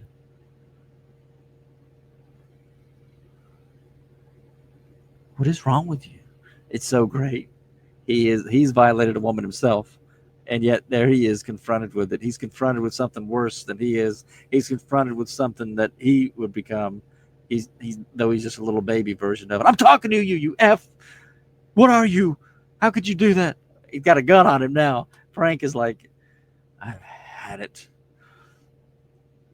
Frank never says a word, though, in all this. He's just an 80-year-old skeleton. He's going to take himself out. No. AJ didn't want to be. AJ didn't want him to kill himself. But, oh, she busts out naked because she's always naked. Tess rams. Man, that's a great scene. Crashes her into the house.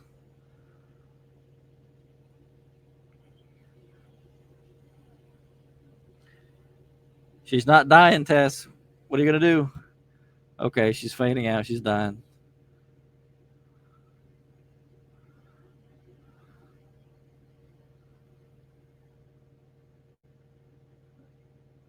The dramatic music turns to just a misunderstood creature music. Tess looks she's so good. Traumatized.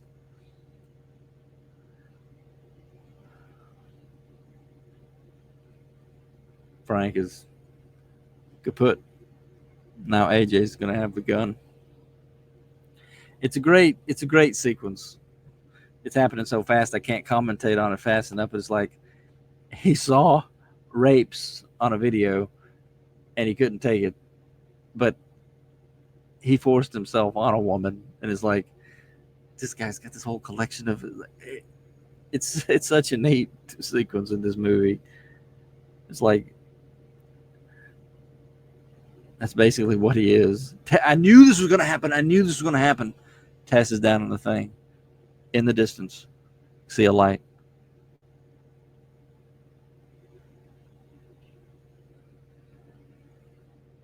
I knew it was going to happen. I knew he was going to shoot her. AJ shoots Tess, who's trying to save AJ. I thought she was a goner the way she looked, like it was a long distance shot or something over in the side. I'm sorry. I'm sorry. I'm sorry. How many times is he going to apologize? Like, I'm sorry this happened. I'm sorry. I didn't mean for this to happen. Oh, the car is effed. Yeah, very nice, AJ. She's gone. The monster is gone. Tess crashes the monster up against the house, and now the monster is gone. What are we going to do? What about your keys to your car? Yeah, but they're down in the tunnel. I'm not going back down there. Would you? Would you go back down there to get the keys to the only other operational auto? I mean, you got a gun now. She's trying to get AJ to take them to where the homeless man said he lives by the water tower. What is this place? He's got to be here somewhere. Who? This was that was a jump scare in itself. Shh. The guy scares him from over on the fence line. Oh man. So what happened there? Do you have any like cleaning cloth or anything? Ain't much cleaning here. Can't believe she let you get this far. She's just a crazy lady who lives in that house. She's been living there some. He thinks he owns the house. Now you only own the house on paper. That's her daddy's house. And he ain't never left. He used to bring women down there. Then he started making babies with them and babies with the babies. And you get a copy of a copy of a copy. And you end up with something like that. I love this guy. She got you real good. This is the best part of the movie. Like, I did that. She's even saying it was an accident. Tess is letting him off the hook, and he wants to help her. Which way to get help? The homeless man's telling him, look, y'all need to just stay here for tonight. Oh, it's my fault. It don't matter whose fault it is. It's so the writing is great. I hurt somebody. That matters. This is it. I might be a bad person. Or maybe I'm a good person who just did a bad thing. AJ is it's not just AJ, it's Long's portrayal of this that just kept me going because he actually is emoting here. He is choked up over all that's happened and having shot her and everything. Like, you ain't gonna get nothing accomplished but getting yourself killed if you go out there. The homeless man is the voice of reason. He's like, she's gonna be all right. When the morning comes, we can. This is it. How do you know she can't get in here? She ain't never come in here. She ain't gonna come in here now. Yes, she is. She just busts through the wall. And here's the. Did the homeless man deserve to die? It rips his arm off and proceeds to beat him to death with it. Ugh. Such a huge monster, too. AJ, every time something's actually happening, AJ is just out of there, man. Tess is running behind him, trying to escape the monster who's just killed the homeless man. And can't get over the barbed wire. He's going so much faster than her. It's like, it's all about him escaping. She's running up the steps. Wait for me. Come on. They're going up to the water tower. How are they going to escape her up a water tower? Tess falls. Has she had actual food in 2 weeks? She's half starved. Now she's fallen down. She's gunshot by a nut of a guy. And this is the last of the dialogue. Look, your gun. Oh, yeah, I've got a gun. Yeah, AJ. He drops the gun because it's the look on her face when she's like, you're an idiot. Tess collapses. AJ understands it all. It's like, she's never going to stop. She wants us. She's going to get us. I can get away. But you're going to have to slow her down. Grabs Tess by the head. Come get your baby. Even the monster had a shocked expression. as Tess falls. Couldn't believe this junk as I was watching it. The monster leaps off. The mother leaps off to save her baby. Yes, to save her baby. And there's Long up there. He can't believe it. He can't believe any of it. He looks over the water tower.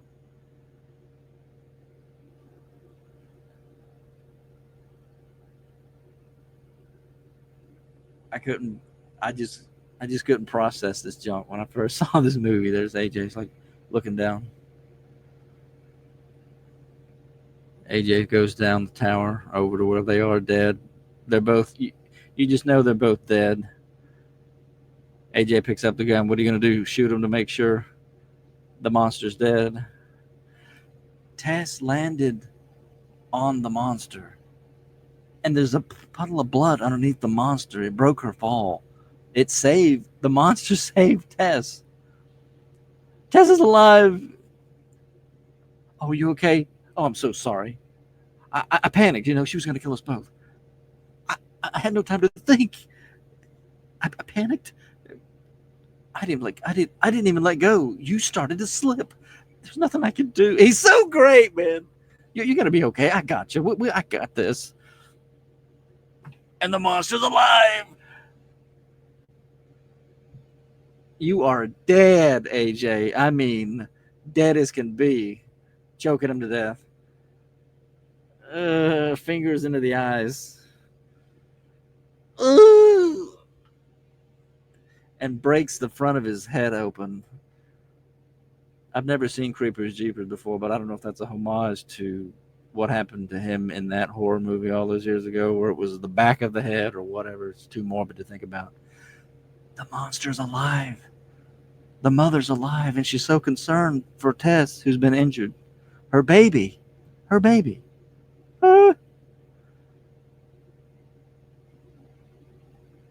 This ending of this movie right here, right now, is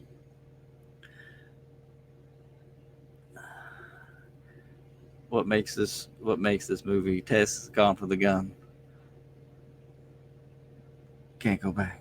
I'm too hurt. I can't go back. The monster wants to take her baby back, but she said no, she can't go back.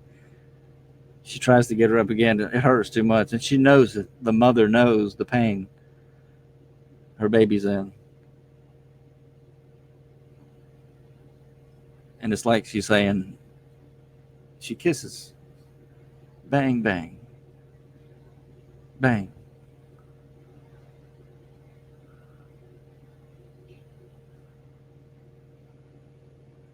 And then for this music to start, I've had enough time to think about it, so I got to forgive him. This music is, in its twisted way, so perfect because it's a music about a pure love, right? Be my baby. At first, I was like, oh, you guys are not. When I first watched it, I'm like, man, you guys can't be ruining these classics like this with your horror movies. But for the mother would never hurt. At the end, even Tess understood the mother would never hurt Tess. Ever. It saved her from AJ in a way. So, yeah. I'm going to turn the volume down so I won't be listening to Be My Baby as I finish up here. This movie, as I've been recording for an hour and 59 minutes, is just, I'm still trying to make, well, you can only make so much sense of it. It's just a horror movie. It's just a tale. It's just a made up thing.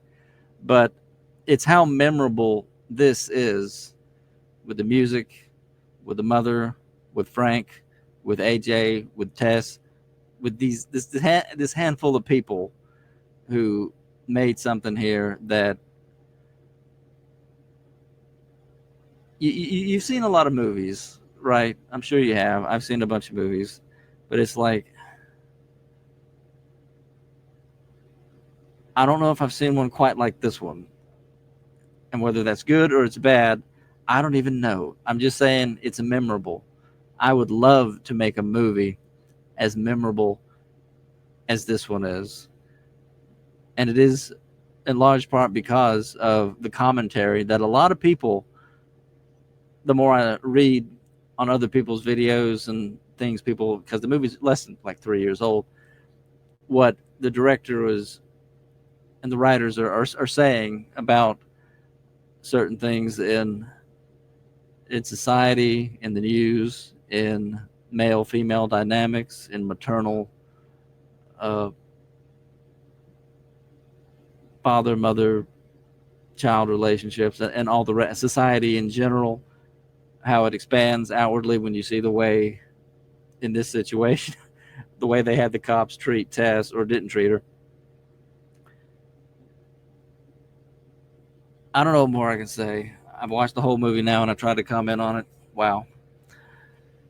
I can honestly say I've gotten it out of my system now. I watched this whole movie again. I watched this whole movie again as the synth wave starts up, and as it's got this great red letters and the synth wave starting up that only played when Frank the Barbarian was on screen.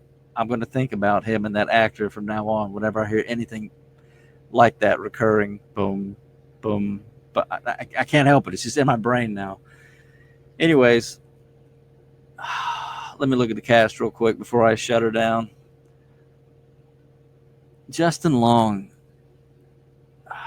just was just unbelievable in this. They all were, but it's like there's something about not just their performances, but his character in particular that you never forget. Again, that makes this an excellent movie. So I'll just end on that. Hopefully, I won't think of anything after the fact to talk about because I gotta end it at some point. So yeah, yeah, that's all I got. Thanks for watching, folks, especially if you hung with me all this while. I appreciate it. It's a lot more attention than I deserve. We'll see you in the next video. Take care. Oh boy, oh boy, oh boy. Yeah, I'm back again, but I promise this won't be long, folks. I doubt anybody's going to watch this video all the way to the end anyways. I just wanted to say one final thing. This will be my last closing thought for Barbarian. I was watching not watching the movie again. I was listening to it as I was driving because I happened to rent it again for when I did that. Watching it on YouTube, when I made the live commentary reaction, whatever it is that I just did for the past couple hours that you saw in this video we're watching.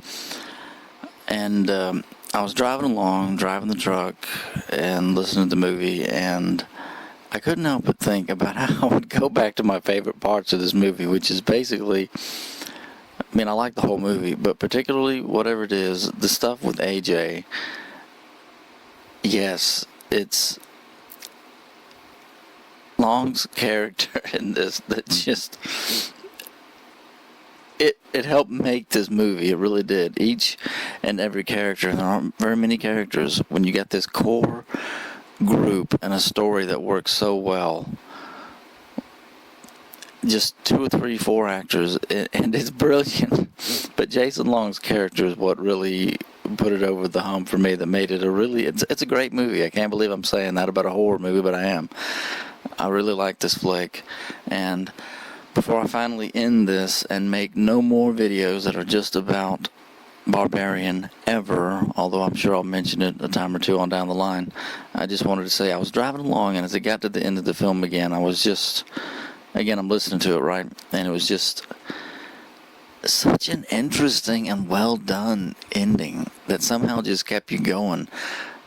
It just kept me guessing when I first saw it, and then when I'm listening to it again, don't make fun of me either. I get kind of emotional at the very end because of the creature, the mother, and how Tess had like become her child. It's like when she leaped off of the water tower with her eyes bugging out, the shocked face on the monster's face when AJ said, "Go get your baby," and it pushed her off. It was like an actual mother. It was a reaction, right? It was brilliant. And she leaps off, and somehow she's still alive, which that's outlandish and crazy, and it helps make this crazy movie. But when she goes bang bang, that's what she said. The mother. It's actually a man portraying the mother, but like the kissing of the lips thing. And it's like she would never ever hurt Tess, and she knows Tess is about to shoot her. It's like, well, am I weird to get kind of emotional? That's what this movie did to me. It yanked me every which way. And it's brilliant. Anyways, yeah, she would never hurt her baby.